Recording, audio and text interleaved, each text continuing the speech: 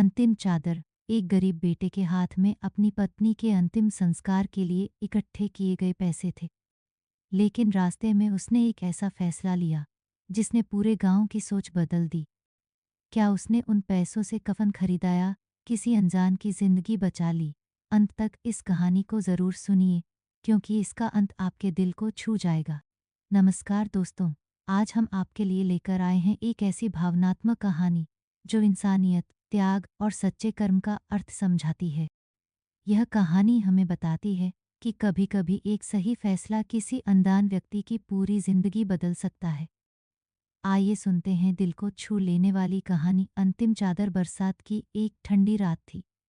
गांव के किनारे मिट्टी की टूटी फूटी झोपड़ी में बूढ़ा रघु और उसका बेटा मोहन रहते थे। दोनों दिहाड़ी मजदूर थे, लेकिन कई दिनों से काम नहीं मिला था। घर में बस 2 सूखी रोटियां और थोड़ा सा नमक बचा था।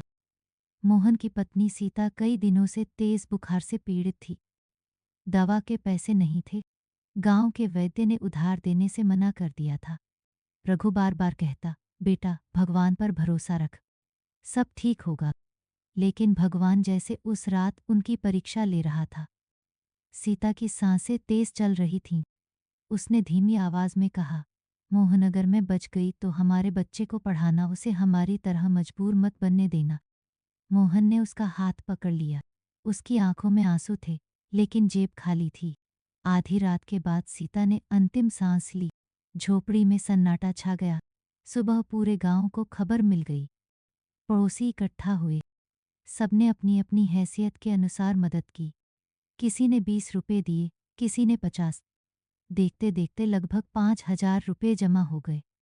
गांव के मुखिया ने कहा, इन पैसों से सीता के अंतिम संस्कार की तैयारी कर लो। अच्छी चादर भी ले आना। मोहन ने सिर हिलाया और पैसे लेकर बाजार की ओर चल पड़ा। उसके साथ रघु भी था। रास्ते में दोनों एक मेडिकल स्टोर के सामने रुके। दुकान के बाहर एक छोटा बच्चा अपनी माँ का हाथ पकड़कर रो रहा था। उसकी माँ के हाथ में दवाइयों की पर्ची थी, लेकिन पैसे कम पड़ रहे थे। दुकानदार बोला, ऐसे पूरे होंगे तभी दवा मिलेगी। बच्चा बार बार कह रहा था, माँ मुझे जीना है। मोहन के कदम वहीं रुक गए। उसे सीता की आखिरी बात याद आई, हमारे बच्चे को मजबूर मत बनने देना। उसने जेब से पैसे निकाले। कुछ पल तक नोटों को देखता रहा। फिर बिना कुछ कहे उसने दवाइयों के पूरे पैसे दुकानदार को दे दिए। रघु हैरान रह गया। अरे पगले, ये तो सीता के अंतिम संस्कार के पैसे थे।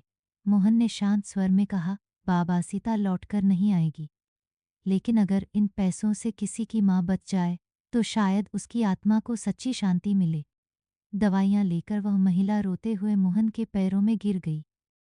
उसने कहा, आज आपने मेरे बच्चे को नई जिंदगी दी है। मोहन ने उसे उठाया और बस इतना कहा, कभी किसी जरूरतमंद को खाली हाथ मत लौटाना। दोनों खाली हाथ गांव लौटे। लोगों ने पूछा, चादर कहाँ है? मोहन ने पूरी बात सच सच बता दी। कुछ क्षण के लिए पूरा गांव मौन हो गया। फिर सबसे पहले वही मुखिया आगे आया। उसने अपनी नई सफ़ेद चादर उतारकर मोहन के हाथ में रख दी। उसके बाद एक एक करके हर गांव वाला आगे आने लगा। किसी ने लकड़ियां दी, किसी ने फूल, किसी ने अनाज, किसी ने पैसे। देखते ही देखते अंतिम संस्कार की सारी व्यवस्था पहले से भी बेहतर हो गई। मुखिया ने सबके सामने कहा, आज हमने सीखा है कि मृतक का सम्मान केवल नई चादर से नहीं होता। असली सम्मान उसके नाम पर किए गए अच्छे कर्म से होता है। सीता का अंतिम संस्कार पूरे सम्मान के साथ हुआ। कुछ महीनों बाद वही महिला अपने स्वस्थ बेटे के साथ गांव आई। उसने बताया कि उस दिन मिली दवाइयों से उसका बच्चा बच गया। उसने मोहन को धन्यवाद दिया और कहा कि वह हर साल गांव के गरीब बच्चों की पढ़ाई में मदद करेगी। रघु की आंखों में आंसू थे। उसने आसमान की ओर देखकर कहा, सीता तेरी अंतिम चादर तो साधारण थी, लेकिन तेरे नाम पर किया गया काम सबसे कीमती निकला। उस दिन मोहन ने समझ लिया कि इंसान की सबसे बड़ी विरासत धन नहीं, बल्कि उसके अच्छे कर्म होते हैं।